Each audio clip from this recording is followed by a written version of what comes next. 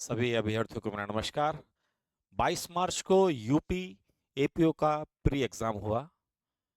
बहुत बच्चों ने मुझे बताया कि उनका एग्जाम अच्छा गया है और एक सम्मानजनक स्कोर है।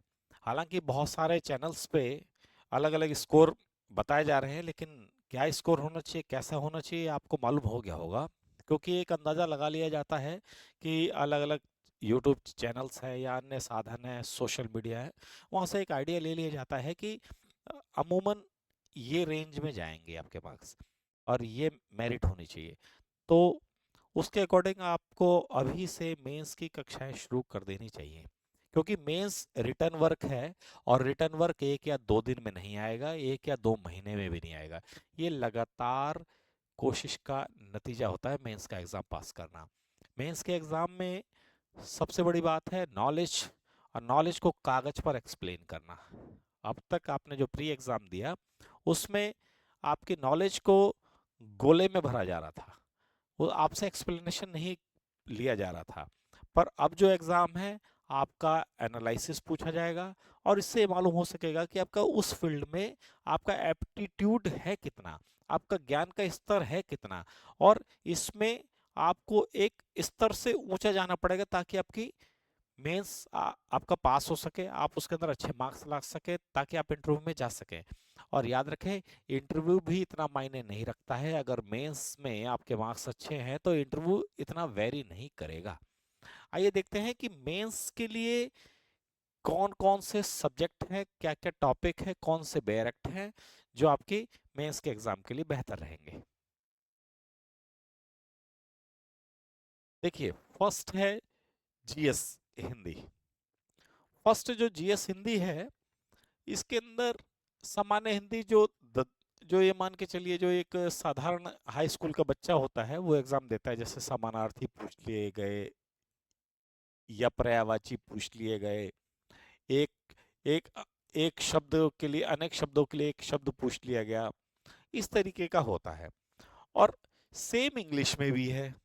इंग्लिश में भी सिनोनिम पूछ लिए गए, वन वर्ड सब्स्टिट्यूशन पूछ लिए गए, और या इसी तरीके का कोई वॉइसेस पूछ लिया गया, नरेशन पूछ लिया गया, एरर फाइंड आउट पूछ लिया गया, स्पेलिंग एरर हिंदी में भी है, स्पेलिंग एरर पूछ लिया गया, वर्तनी शुद्धि पूछ ली गई। इंग्लिश में भी सेम है लगभग। तो ये हाई स्कूल स्टैंडर्ड का होगा, लेकिन आप इससे ये मान के मत चलें कि ये सिर्फ हाई स्कूल के है तो बहुत आसान है, ऐसा नहीं है। हाई स्कूल का है तो सही, लेकिन इसको सॉल्व की रेशियो इतनी ज्यादा है कि आपका एक भी गलत हुआ तो आप हजारों बच्चों से पीछे रह जाएंगे। आपका तीसरा टॉपिक है general knowledge. General knowledge GS का एग्जाम है। इसका क्या स्तर होगा, ये कोई नहीं कह सकता इसका क्या होगा। हालांकि ये माना जाए कि जो समसामयिक मुद्दे हैं, जो करंट अफेयर है, उसका वेटेज ज्यादा होता है। अब ये हो गया।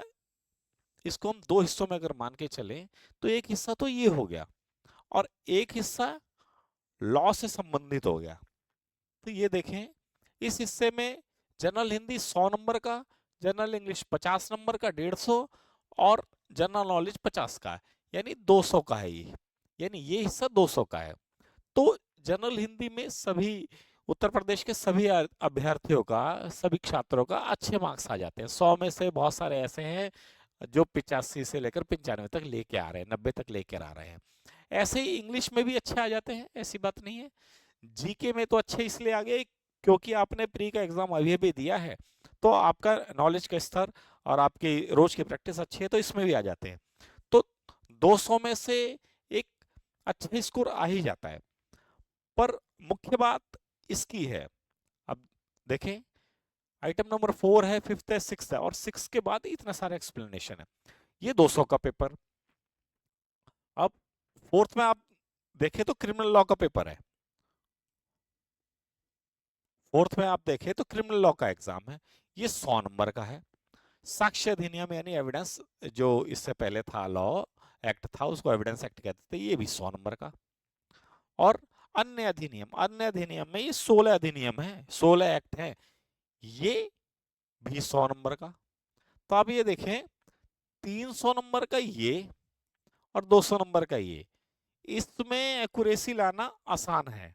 इसमें जनरली जो जो बच्चे भी मेंस का एग्जाम दे रहे हैं उनका स्कोर लगभग लगभग एक एक सार आता है, बहुत ज्यादा वेरिएशन नहीं होता इसके अंदर। मतलब 200 में से 150, 135 से लेकर 145 तक आ ही जाते हैं बच्चों की। इसमें थोड़ा सा अभ्यास भी बहुत कुछ ला देता है। लेकिन जो लॉ का जो एग्जाम है इसके अंदर आपको बहुत ज्यादा प्रैक्टिस की आवश्यकता है, बहुत ज्यादा रिटर्न वर्क की आवश्यकता है, रटने की भी आवश्यकता है, क्योंकि एक्ट की लैंग्वेज एज इट इज होनी चाहिए, एक्ट के कीवर्ड्स एज इट इज होना चाहिए, अदरवाइज आंसर लिखना बड़ा मुश्किल हो जाएगा। और सबसे बड़ी बात है लिखने का अभ्यास होना चाहिए। अगर आपका लिखने का अभ्यास नहीं है तो आपका मेंस का पेपर बिल्कुल नहीं होगा। आप मेंस का जब एग्जाम दे रहे होंगे, या बहुत से ऐसे भी स्टूडेंट होंगे जिन्होंने मेंस का एग्जाम दिया, तो उनके साथ ये आया होगा, ये उन्होंने अनुभव किया होगा कि लिखते लिखते हाथ की ऐसी तैसी हो जाती है और दिमाग की भी ऐसी तैसी हो जाती है, और ऐसा लगता है कि अब छोड़ दो, चाहे पेपर हो चाहे ना हो। क्योंकि 3 घंटे आपने एक लिखा, फिर आपका 2 घंटे का ब्रेक हुआ, फिर आपने 3 घंटे लिखा, तो 6 घंटे आपका लिखने का अभ्यास होना चाहिए। ठीक है, तो देखिए, तो ये 100 नंबर का जो क्रिमिनल है लॉ है, यानी जो प्रोसीजर है, आप बीएस से बीएनएसएस इनमें से आएगा ये। साक्ष्य अधिनियम में अपने आप में 100 नंबर का आएगा, यानी हम मान के चलते हैं रफली कि 50-50 का ही है। साक्ष्य अधिनियम पूरे 100 का है। साक्ष्य अधिनियम के लिए मैं गारंटी लेता हूं आपके मैक्सिमम मार्क्स आएंगे अगर आपने मुझसे पढ़ा है।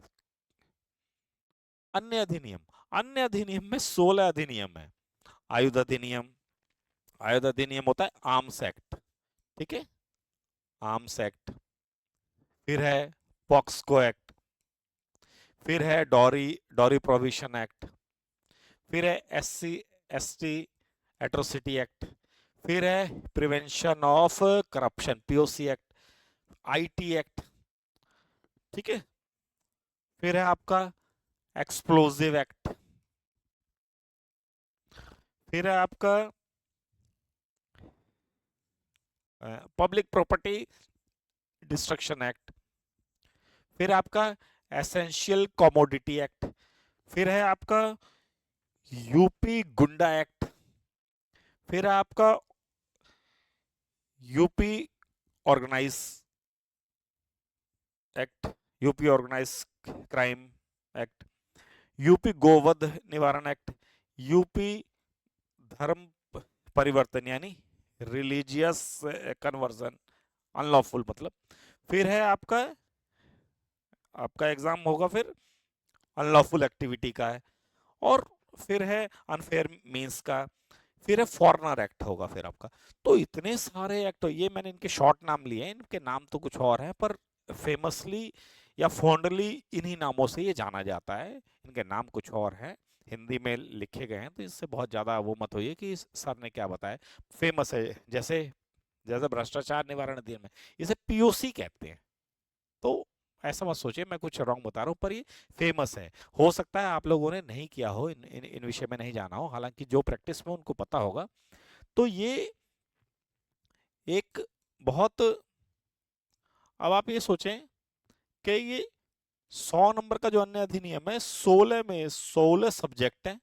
अब 16 सब्जेक्ट का कैसे डिवीजन होगा, तो यही समझाने के लिए मैं यहाँ हूँ। अगर आप देखना चाहे मेरे YouTube में इसके एक्सप्लेनेशंस वीडियो, या मोड क्या रहेगा सवालों का, या कैसे सॉल्व किया जाए, तो आप मुझसे जुड़ सकते हैं। 16 सब्जेक्ट 100 नंबर, एक subject 100 number, 2 subject 100 number, 2 subject का भी 100 नंबर, एक सब्जेक्ट का भी 100 नंबर, और 16 सब्जेक्ट का भी 100 नंबर। तो आपको इसमें जो मेहनत है उसकी 10 गुना ज्यादा मेहनत है। 16, 17 और 2 19, यानी 19 सब्जेक्ट हैं ये। इसमें 19 सब्जेक्ट 300 नंबर, और बाकी ये 200 नंबर ये साधारण स्तर के हैं। तो आप ये ध्यान रखें, इसके अंदर आपकी मेहनत, इसके अंदर आपकी मेहनत औरों से कहीं आगे आपको ला के रख सकती है। इसके अंदर भी रखेगी, ऐसी बात नहीं है, इसका वेटेज उतना नहीं है, पर इसका जो वेटेज है वो थोड़े से अभ्यास में हो सकता है। ये एक हफ्ते की प्रैक्टिस में हो सकता है, ये वाला हिस्सा एक हफ्ते की प्रैक्टिस में भी हो सकता है। 20 दिन की प्रैक्टिस मान लीजिए, 10 दिन मान लीजिए उसमें भी इजी हो सकता है, क्योंकि आप सभी उत्तर प्रदेश के अभ्यर्थी हैं, आप लोगों को हिंदी इंग्लिश अच्छी टिप्स पे होती है। जी क्या आपने अभी अभी एग्जाम दिया है, एग्जाम जब आपने प्री का दिया तो उसके लिए भी है, तो आपके है ही अभी सारी चीजें फ्रेश हैं। मेनली अभी आप इस पे ध्यान दें, ये बहुत ही आपका ऐसा स्फेयर हो गया जिस पे आपको लगातार काम करने की जरूरत है, और कम से कम आपको 3 महीने लगेंगे इसके अंदर अच्छी प्रोफेंसी लेने के लिए, राइटिंग स्किल के लिए। आप यकीन माने अगर आपने लगातार 2 घंटे राइटिंग वर्क नहीं किया तो आप ये मान के चलें आप फेल हो जाएंगे, लिख नहीं पाएंगे, चाहे आपको जितना मर्जी आता हो, जितना भी आपका ज्ञान हो आपके अंदर। लेकिन लिखना एक आर्ट है, याद रखें। रीड करना मटके को भरना, और लिखना मटके का छलकना, ये माना जाता है, विद्वान ऐसा बोलते हैं, मैं नहीं बोलता। तो हम ये देखें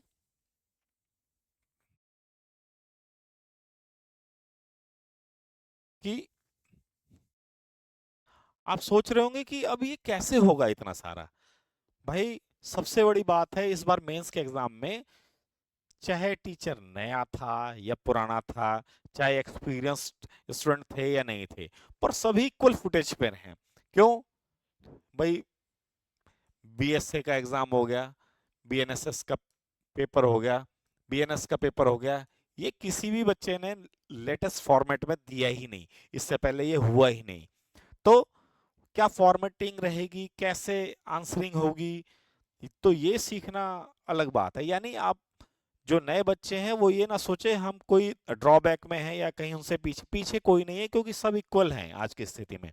क्योंकि किसी भी स्टूडेंट ने जो एग्जाम दे रहा है एपीओ का, इससे पहले पेपर हुआ ही नहीं, और पिछला फॉर्मेट बिल्कुल काम नहीं करेगा, बिल्कुल काम नहीं करेगा, क्योंकि आयोग समय समय पर डाइवर्सिफाई हो रहा है और बहुत इवोल्यूशन उसकी हो रही है, बहुत ज्यादा इवॉल्व हो रहा है, नए नए तरीके से सवाल पूछे जा रहे हैं। अब ये मत सोचिए कि आपने सेक्शन रट लिए तो काम हो जाएगा, सब बिल्कुल नहीं होने वाला है। और ये तो फिर भी हो सकता है बीएसए बीएनएसएस और बीएनएस आपने कहीं या तो प्रैक्टिस में पढ़े हो या आपने प्री के एग्जाम के लिए पढ़ लिया हो, पर ये जो अन्य अधिनियम है 16 एक्ट हैं, इनको अब मैं श्योर हूं इनको आपने बिल्कुल नहीं पढ़ा होगा। 1% भी बच्चे नहीं होंगे जिन्होंने ये सेक्शन, हो सकता है ये बेयर एक्ट उठा के भी ना देखा हो कि बेयर एक्ट है क्या, हो सकता है एक दो हैं, जैसे पॉक्सको है, SC ST एक्ट है, IT एक्ट है, एक आध है जो उनको देख भी लिया हो, पर अधिकतर ऐसे बच्चे 1 या 2% हैं। तो लेकिन उन्होंने भी राइटिंग वर्क नहीं किया, उन्होंने डायरेक्ट देखा है, या एग्जाम एग्जाम तो नहीं दिया होगा, या अपनी प्रैक्टिस में उसका यूज किया है। अगर कोई अदालत में जा रहा है रेगुलर प्रैक्टिस में है तो उसने हो सकता है इनका यूज किया हो, पर राइटिंग वर्क मेंस का एग्जाम किसी ने भी नहीं दिया है, क्योंकि ये फर्स्ट टाइम है इसका सिलेबस।